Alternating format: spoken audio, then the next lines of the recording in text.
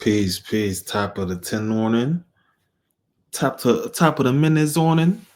Salam, salam. I just saw this coming across YouTube. Wanted to share with y'all. This is some ICE agents talking about the differences between this agency, this presidency, and what the agency is doing, and compared with the Obama or is it the Biden administration.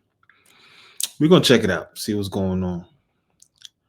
Boom schmack, boom schmackington. Back now with my exclusive sit down here in Dallas with immigration and customs enforcement agents, a group we rarely hear from.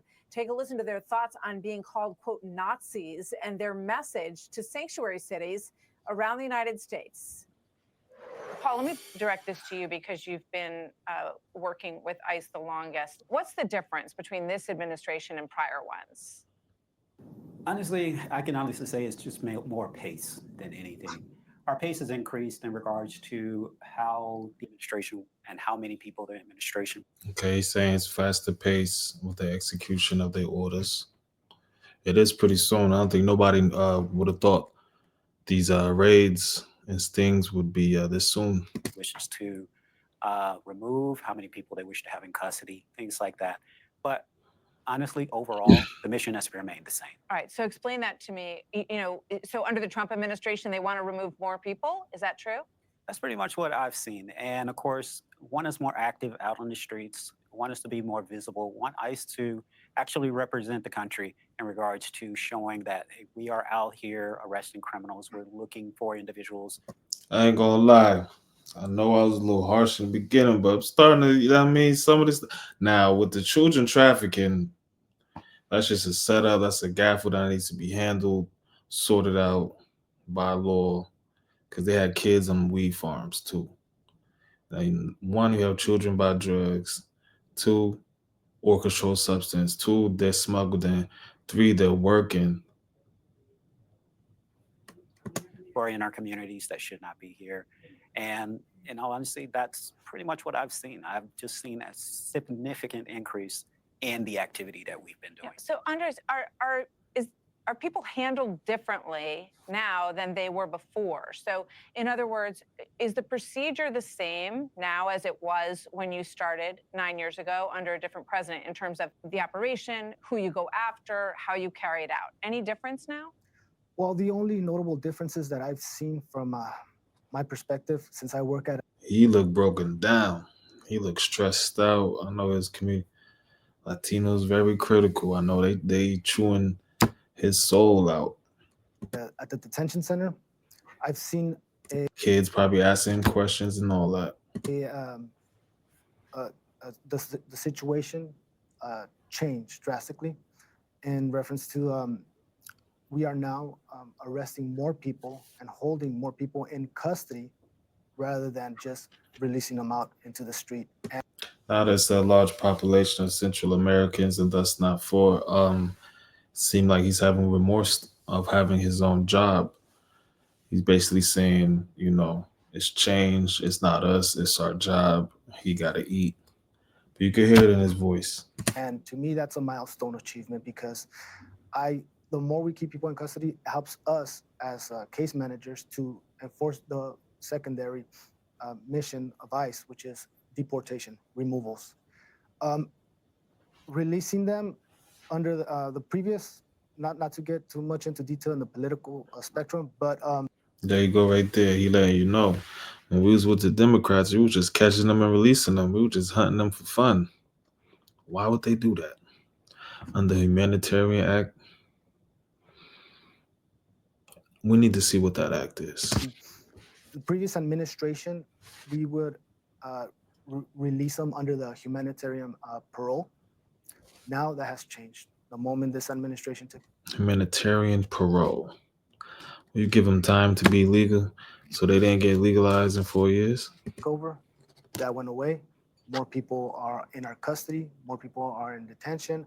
Our immigration procedure hearings with the Executive Office of Immigration Review is running smoothly, and we are seeing more deportation orders issued to criminal aliens, thus allowing us to remove them out of the country. So Going back to your question, yes, there has been a drastic change, and that change has come in the form of more people being arrested and more people being deported rather than just released out into the streets. Yeah, he's tired. He's drained. There was a directive on July 8th that said that people don't need a bond hearing, that they will be held, that they would be remain in custody rather than release and have a bond hearing. How is that happening operationally for you? What's the change as a result of that? I'm familiar with that because I'm a case manager at the Prairie Land Detention Center, so I oversee the immigration efforts for cases that are under our custody. So the bond hearings remain the same. He's a case manager. So when they go see him to talk, they be definitely talking that talk, cursing him out in Spanish. It's part of our due process in Probably getting threats from every gang in the book. this nation. And it goes along with the due process of the constitutional laws that we have at the moment. So the bond process remains the same. Anybody in our custody can apply for a bond before an immigration judge. Now, whether the judge will grant it, that's a different story. It's depending on the circumstances and the criminal nature or the criminal history of the person applying for the bond. And that's determined by either they're a flight risk or danger or threat to the community. So to go back to your question, bond hearings are still happening. That is a due process right for every sovereign individual in the United States. And being approved less. Well, that's again, it's the approval process is based on certain factors, which is the individual a threat to the community? Is the individual a flight risk if we give a person a bond and he just skips town? Or if the person already has an immigration order of deportation. So Okay, I think it sounds like they have some leniency still with this. Criminal immigrants, flight risks. those are the determining factors that a judge will determine before issuing a bond. The bond process will remain the same, and we will not and have not taken that right from people. Selena, talk about collateral arrests. So you're going after a criminal who has a warrant for removal, and in the course of that, making other arrests that are called collateral arrests. What is that like? We know our target and we're encountering him, and let's say he has a passenger with him, and She look like she been going through it too. we ask for ID for our safety, and we vet them, and we run a criminal record of them, and if they're here in the country legally, like you said, they are. She look like she about to cry. Dead ass. Look at her, son. They feel bad. Our collateral, and we will take them into custody. In terms of how ICE is presented in the media and by some members of Congress, this is from a Rhode Island state representative reacting to an ICE arrest of an admitted MS-13 member in Providence, Rhode Island, saying the Nazi Gestapo ICE thugs kidnapped another one of our neighbors in Providence This is from an admitted MS-13 member? morning. They think they're Or is that who they took? above the law. I strongly condemn this act of terror. And he's not the only one. That's delusional as fuck. Come on, y'all. You're acting like this don't happen in other countries. Come on. Free for all is over. Come on. A shorty got mad at me because she laughed at me and said Tulsa, Oklahoma was a conspiracy theory. Then she turns around and says somebody was jogging with the American flag. Do they want to get shot? Mind you, she was just pretending to be white before all this happened. She's Lebanese and Cuban. Now it's different. I'm telling you, this sounds like some insurrection for real. If y'all really know what's going on in these streets, and I know y'all do, this delusional. A lot of this. One who refers to ICE as Nazi or Gestapo. Paul, what goes through your mind when you hear that? For me, I guess. Oh, the Democrats call them Gestapo. That's crazy. Just in a sense, I think that most people associate us with, we're being used as a police. You can tell he do his job. He was born to tell. He was telling on everybody. He used to get extra cookies from Miss Gorbabo's class. You ever seen Reese? He even look at him. I'm about to tell right now. I'm gonna find you all. Force for the federal government to do something sinister, right? In all honesty, we're just basically, we're following the law. We're basically enforcing immigration law, administrative law, and we have every right to do that. So, in all honesty, that is really what we're doing. We're not out here just randomly picking up people looking to, based on race and things like that, just to remove people and kick them out of the country. There was this moment that I watched in California at that same marijuana farm where people were being removed. And I just want to play this for you. They got like 200 people from the marijuana farm, and they found like 12 kids.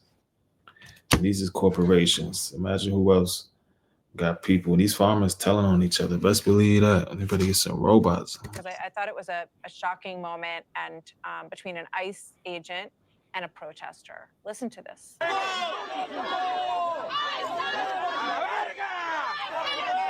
La verga. That means the human male extremity in Mexican slang. You look like you're ashamed. Look at your eyes, Combo. I see it. I know you have a soul. You know this is wrong. This is bullshit. Imagine being able to build anything just by thinking about it. Meet Base 44. Do something better with your life. Tell me. That's their jobs. Just like y'all came and flood the markets for work, they gotta work too. It's expensive in Cali. Your response to that? You know? I haven't met anybody that works for ICE that is ashamed of what they do. We're all proud law enforcement officers and the hardest working people I've ever met in my life. And I'm kind of young, but I've had several different jobs, and from Yeah, they must be boosting up his rank. He making shit up. Look at his face. I did a little bit of construction before, to been a police officer before, and the hardest working people I've ever met work for this agency. Paul, there's a goal by the Trump administration potentially to remove 1 million people a year. Is that an attainable goal? And do you think that you're getting there? We've been provided a lot of tools, and we're actually in active status to try to achieve that goal. And I can't ever say that we're not going to, but if we don't, I think that the goal is to, in all honesty, try and get out as many people who should not be here as possible. We're going to do our best to locate as many criminal aliens and schedule as many removals as possible to ensure the safety of this country. Andres, what about the criticism of ICE facilities when you hear people say that, people are being held in cages, that these are barbaric detention centers? You work in that part of the system. The female agent, she just looking at the floor. What do you say? Well, I can attest to that firsthand. Look at her. She's spaced out. Black dude smiling. The other dude, look at this is hilarious. I'm sorry. I've always been in the area where been Black and Latinos, and it never been good.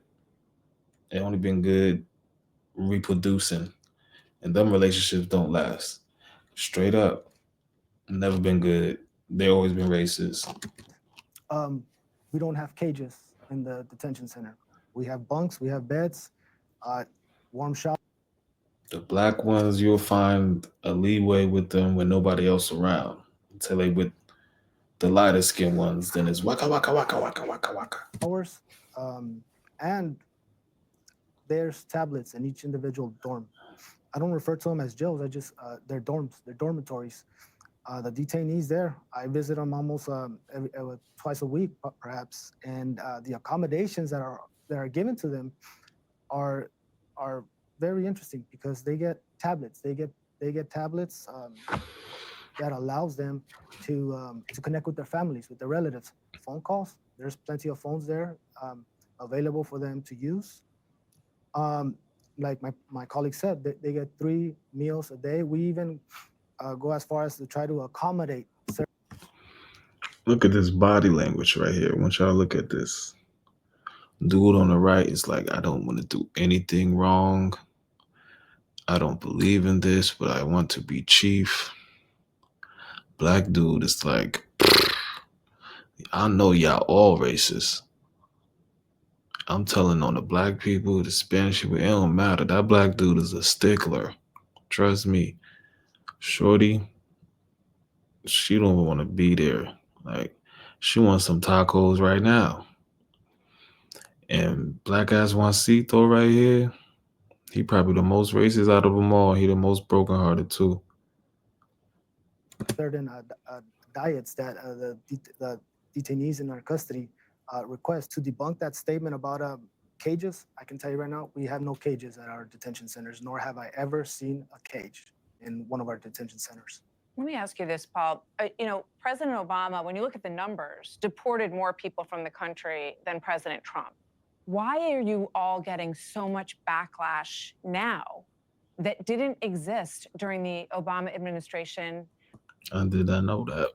Obama deported more, and it showed the dates. Or the Biden administration, who were also, as you say, doing the same process of detention and deportation. Is that true? It's the same process. So why is the treatment different? Looking back at both administrations, I think if we look at how individuals were deported, many individuals came into the country from what my perspective and from working on the border, working at other facilities, many individuals were arrested on the border. There were a lot more arrests on the border than there were interior. Mm-hmm. And with that said, those individuals that came to the country believing that, they were going to get some type of status, things like that. So we were able to remove more people that way. With the current message that's out there, the political message that is out there, no one will have quarter here in a sense, right? So therefore, you have less people coming in through the border. So many of the individuals that we are seeking to arrest, many of the individuals we're arresting are in the local jails, and many of them are criminal aliens. Those are the individuals we are actually arresting more of. Andres, any thoughts on sanctuary cities? You guys have cooperation. Damn, look at she don't like him. We are seeking to arrest. Many other individuals we're arresting are in the local jails, and many of them are criminal aliens. Those are the individuals we are actually arresting more of. Check Thunder Thighs out. Her face right here. Miss Butch Hernandez right here. Check her. Look. Andres, any thoughts on sanctuary cities? You guys have cooperation here. The only one comfortable there is a black dude, and he knows it. In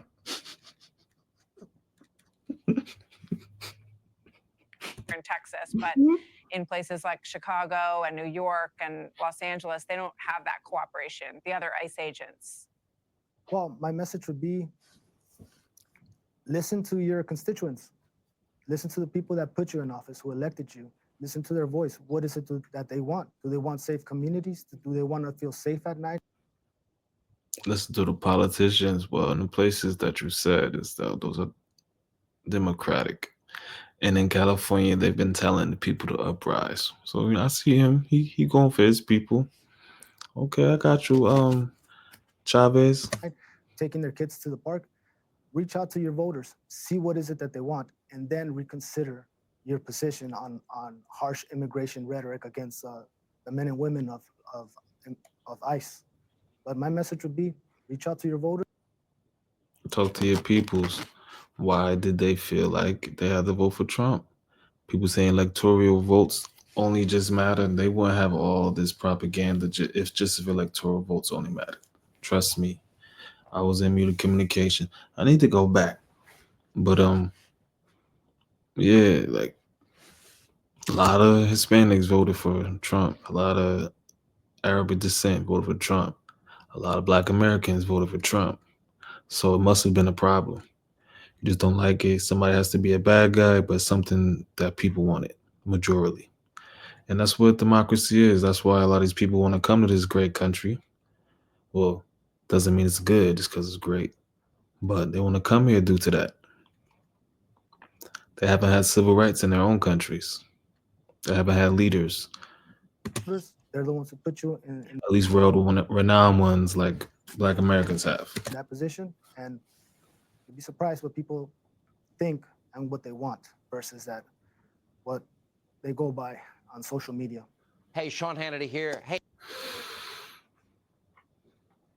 Yeah, black dude must be their superior. But my message would be reach out to your voters. They're the ones who put you in that position, and you'd be surprised what people think and what they want versus that what they go by on social. All right, y'all. I just wanted to show y'all that. Salam. Well, hold up, man. Let's get this healthy. Let's get this healthy commercial up here too. Make sure you let me know if y'all can find the kombucha organisms. They don't sell them no more. I don't know if they're in a black market, but they just sell the low power ones, and it's just bobo. Like, you feel me? That shit feels so good when you drink it. Yeah, you can drink and eat organisms. It kills all the shit in your body, all the dirt and the mold that you got in your shit, dog. You know what I'm saying? We all got bacteria. You know what I'm saying? But I don't even know the name. Kombucha. That's the name of it. What? Kombucha. Organism. Enzymes. Prohibitats and whatever the detox. You need it, dog. So, plug on yourself with this shit. Organism, alright? One. That shit made me feel like I was in a movie, baby. That organism and shit had me like, go over there and touch up. Oh, you need an organism.